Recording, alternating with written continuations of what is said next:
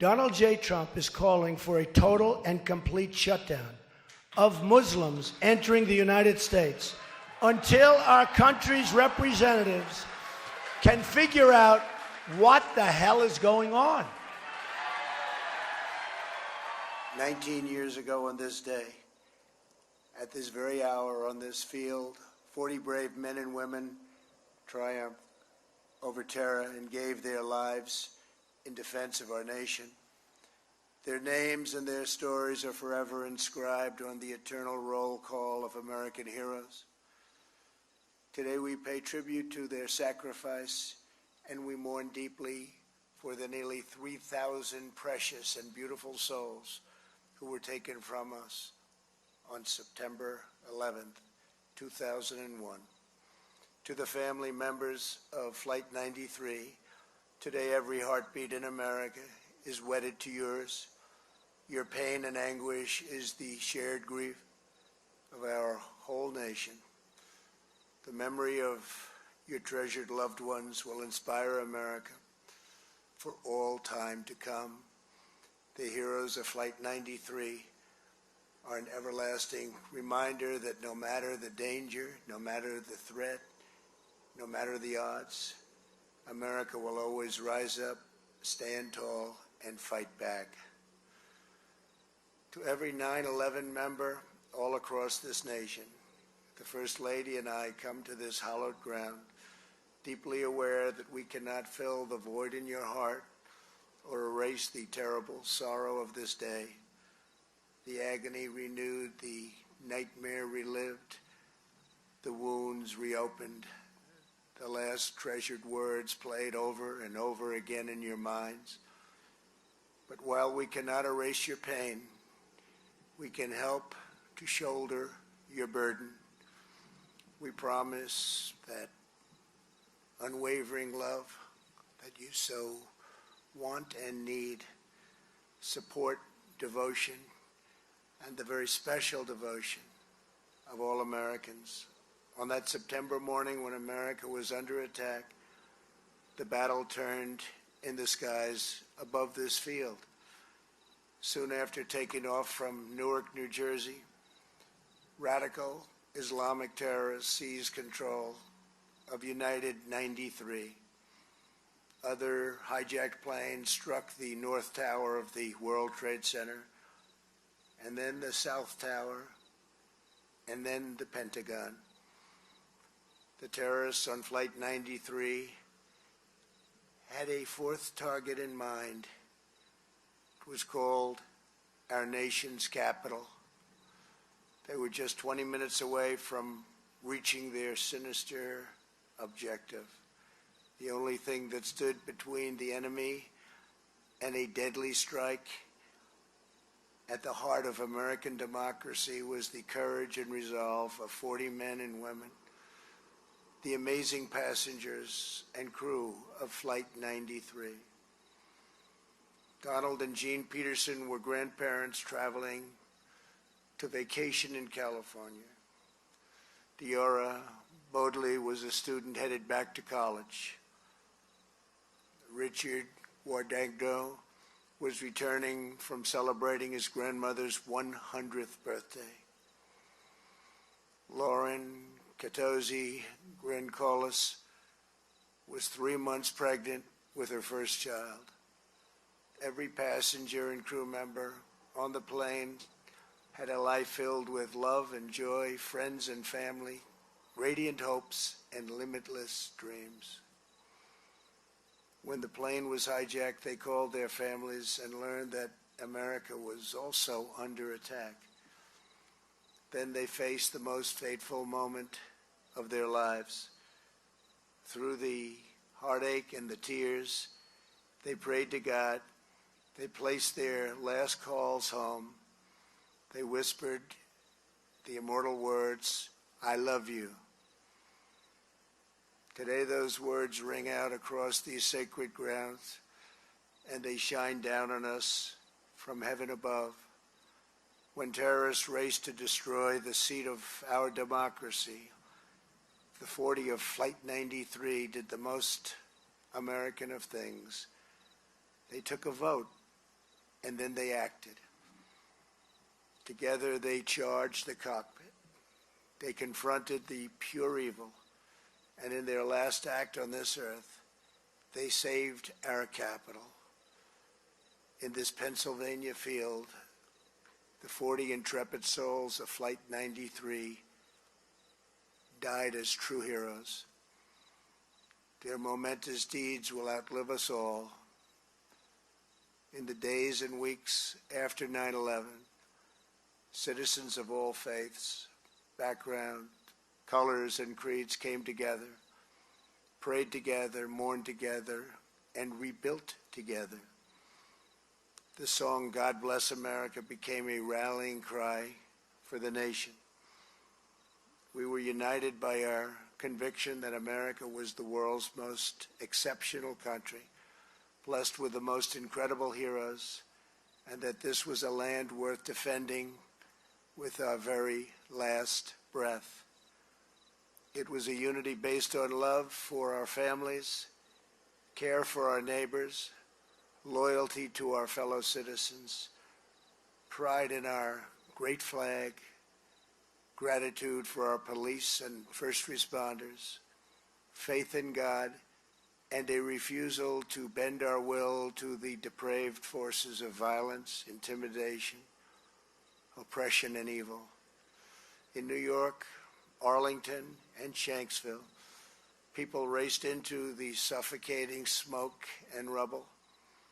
At Ground Zero, the world witnessed the miracle of American courage and sacrifice. As ash rained down, police officers, first responders, and firefighters ran into the fires of hell. On that day, more than 400 first responders gave their lives, including 23 New York City police officers, 37 Port Authority workers, and 343 New York City firefighters. Today we honor their extraordinary sacrifice and every first responder who keeps America safe. This morning we also remember the 183 people who were killed in the attack on the Pentagon and the remarkable service members who crawled straight through the raging blaze to rescue their comrades. We express our undying loyalty to the nearly 6 million young men and women who have enlisted in the United States Armed Forces since September 11th, 2001. More than 7,000 military heroes have laid down their lives since 9/11 to preserve our freedom. No words can express the summit of their glory or the infinite depth of our gratitude, but we will strive every single day to repay our immeasurable debt and prove worthy of their supreme sacrifice. America will never relent in pursuing terrorists that threaten our people. Less than 1 year ago, American warriors took out the savage killer and leader of ISIS, al-Baghdadi. Soon after, our warriors ended the brutal reign of the Iranian butcher who murdered thousands of American service members. The world's top terrorist, Qasem Soleimani, is dead. Here in Shanksville, this community locked arms and hearts in the wake of tragedy. With us today is Chuck Wagner, a heavy equipment operator who lives just a few miles away. Very soon after the attack, Chuck helped search for the black box. He was so changed by what he experienced that he joined with several members of his church to become what they call ambassadors for the 40 men and women on Flight 93. Chuck and his neighbors learned about each person, cared for their families, and each day, rain or shine, they took shift standing vigil over their final resting place. Long before this place was a national memorial, back when it was marked by a simple wooden cross, Chuck and his fellow ambassadors were always here waiting to tell visitors about those we lost. 19 years later, Chuck says his life is devoted to three things: his family, his church, and preserving the memory of the men and women of Flight 93. To Chuck, his wife Jane,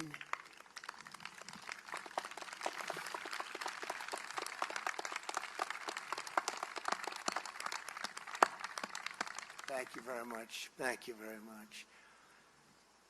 To Chuck and his wife Jane, thank you so much for being here. And to the over 40 ambassadors with us today, please stand and receive America's thanks. And this is a very deep thanks, please.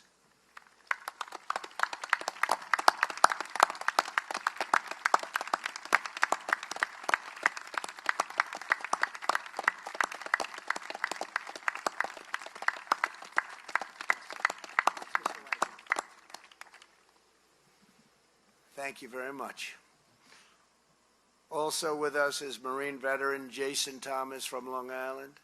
On September 11th, Jason had just retired from the Marines, but he immediately put back on his uniform and raced into the nightmare of ash and debris.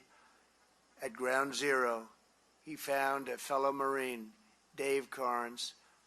Together they began to call out, "United States Marines, United States Marines." If you can hear us yell, tap, do whatever you can do with the United States Marines. Soon they heard a shout for help. Two police officers were trapped beneath 20 feet of rubble. At one point, someone told Jason to stop. Jason replied, "I'm a Marine. At any moment, I don't go back. I go forward." On them, crushing them alive. That day, Jason helped save the lives of those two officers. For years, Jason said nothing about what he did on 9/11. He did not even tell his 5 children. But when he saw a rescue recounted on TV, he decided to meet those officers. One of them gave him a gift, a steel cross made from a beam that Jason helped lift to free them from the hell on earth.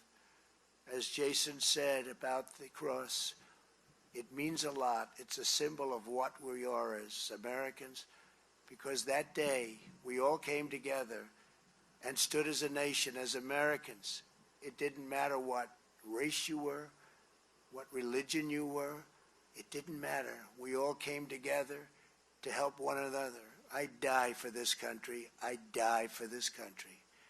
Jason, thank you very much for bearing witness to the character of our nation. Jason, thank you very much.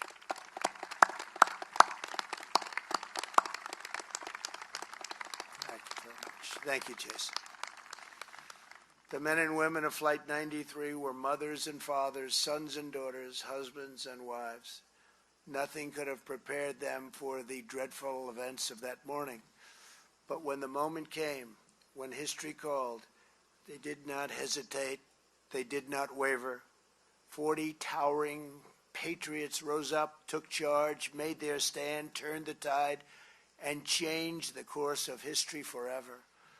Our sacred task, our righteous duty, and our solemn pledge is to carry forward the noble legacy of the brave souls who gave their lives for us 19 years ago.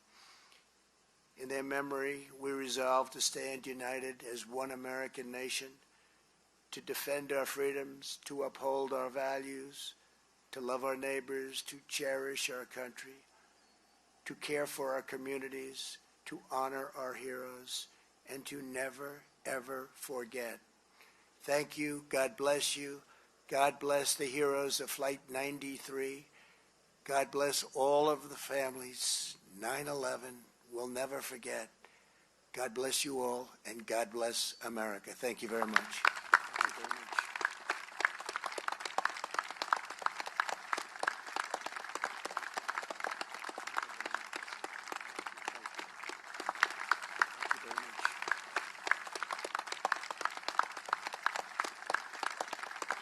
White House said his helicopter was grounded due to the weather, so rather than get there via motorcade, the president sat out the weather at the American ambassador's residence in Paris, while his chief of staff, John Kelly, and the chairman of the Joint Chiefs of Staff honored those fallen Americans.